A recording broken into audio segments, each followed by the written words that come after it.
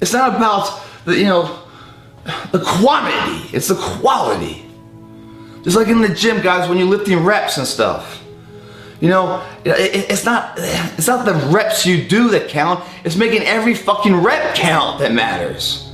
Every day count in your life that matters for a life fulfilled.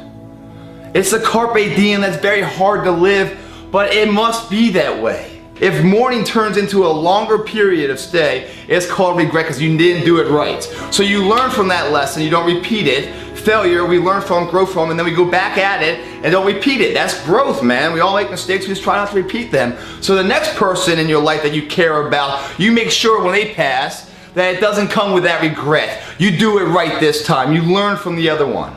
Or maybe it's you going out. First, so you talk to them and you make sure everything's right, so when you go out they don't feel the regret. It's all good, guys. It's coming. There's no fear towards death because we can't control it, for one. And when it does come, the only reason why you have fear is because you didn't do everything you wanted to do in your life. And I'm not talking like right now I'm okay to die. It's not about checking all the boxes and being a grandfather and doing all, it's not about that. Because that's a luxury. You don't have that right to live that long. All you have is today. That's all you got. Do you make the most of today? Do you make today remembered? 9/11, fallen but not forgotten. Every day passes but lived. Same mentality. And if you do it that way, if you die at 20 or 30 or 80, it's gonna be okay with you. You're not gonna be scared. Yeah, do you want more time? With Quest? Sure, I want more time. Do I want time in my life? Do more things? Sure. I love to experience more of this beautiful blessing we have called life. But if I'm not able to move forward anymore, I'm sure as shit not saying, fuck man, I didn't do enough in my time I did have. Hell fucking no. I'm cool with it. So it's a celebration. There's an aftermath, an afterlife. And if you're not spiritual and you're an atheist or you don't believe in anything else, get over your fucking demons. Get over your ego. Believe there is an afterlife. Just for the ability to have accountability of today. In recap, guys, death gives you an eye-opening perspective of what matters. It gives you accountability and it gives you responsibility. The responsibility comes with people far better than you, that have died far younger than you, to give you this opportunity, immortality, to make changes and make moves. We are born free.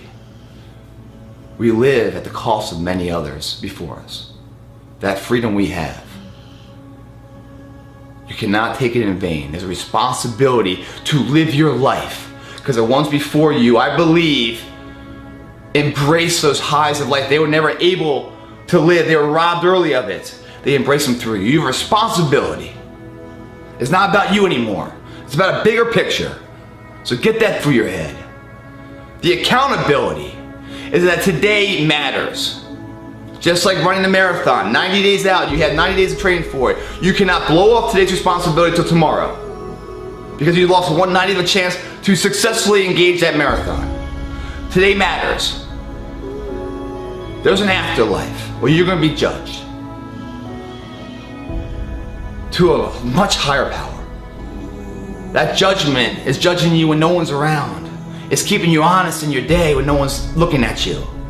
It's making sure you do everything right. There's accountability to make sure you're ready for that. It's going to college and it's passing all your tests, so the accountability of graduation is successful and you get your degree and then move into the work market. Your life is the same way every single day. You're building your resume and doing everything right, so at the end there's a celebration of the afterlife. Gotta believe in that though. Even if you're not spiritual, believe in it. Because it makes today accountable all of a sudden. It makes it valuable. Otherwise, what's the fucking point? The other is the perspective of death. We've all seen the near-death experiences of people and how it changes them. Mine might be up today, I don't know. I'm cool with it though. Because up until now, I've done everything I wanted to do. There's some things I wish I could have done better. I don't regret them. Why don't I regret them? Because I showed up. I went for it. Maybe if I failed, I learned from that failure, which in turn has made me stronger now years later. It wasn't for those failures, I wouldn't be who I am now. I look back on my life and I, am so grateful for the successes, but blessed by the failures. Because the failures are really what created the strength for the success to actually come to fruition. Be excited about life. Stop being so scared about death. To win the game is also the difference with living and dying. It's that big. Washing the car and grabbing the buckets and stuff is that big of a deal. Because it says who you are. It says what you value. At those competitions, at the very end state, what really wins it isn't the potential of the person. It's the perseverance. The heartbeat of a person. That heart doesn't stop. The heart doesn't go 9 to 5 and then shut down. It's always beating. Just like a true champion doesn't just exist in the arena, but exists everywhere else too. Those moments and inches that are won at the final hour that make or break a win or a loss aren't discovered there. They're discovered through thousands of hours in the training lab. When no one's watching, do you get up and run at 5 in the morning when it's pouring down rain? Do you look someone in the eye and shake their hand? Or do you look down and give them a dead fish for a hand? They're all the same. There's a person of principle, a person of character that values who the fuck they are. And everything they do accordingly. There's no half-ass here, half-ass there, half-ass there, and then when it matters, I'll give it my all. It doesn't work that way. If you half-ass it here and there and there and there, you learn to half-ass it. So when it does matter, you don't know anything else but half-ass. You will never succeed that way. That kid going back and picking up the trash shows that he believes in himself. His name means something. He dropped it, he's responsible for it, and he's gonna do the right thing and throw it away. That same philosophy he will have on the slopes. He will have in his dating world when he grows, he starts dating girls. He will have in his business and his family life. They all merge together. It's a three-dimensional world there. If you start shortcutting these things, as if no one's watching, doesn't matter, those are the moments right there that lead to the glory of that big boulder moving, man. No matter what happens at this point forward, I've already won. I've already won. Because I bet on myself. And when you bet on yourself, man, you never lose, you learn. Valuable lessons. That you reapply in your next endeavor. And you keep going, man. You don't stop. There's no end state. There's no point where you cross a finish line in life and be like, dude, I've done it all, man. Don't need to do anymore, because that's not what started the first journey to begin with.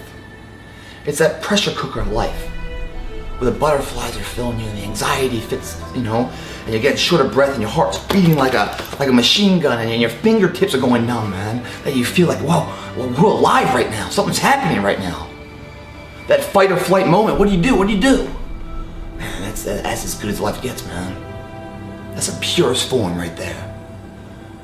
It's not about your fucking bank account or the tangible items in life and your possessions.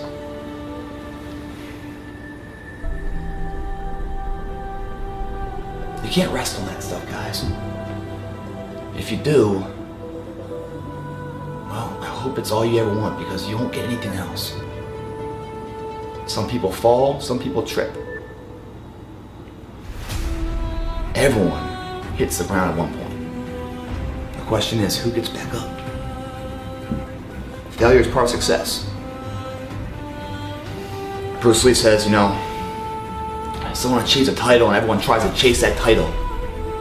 They never get that. They never get the title. And why? Because they're chasing the title. The title's nothing. There's nothing there. It's like that movie, nothing's there. It's the individual that created the title.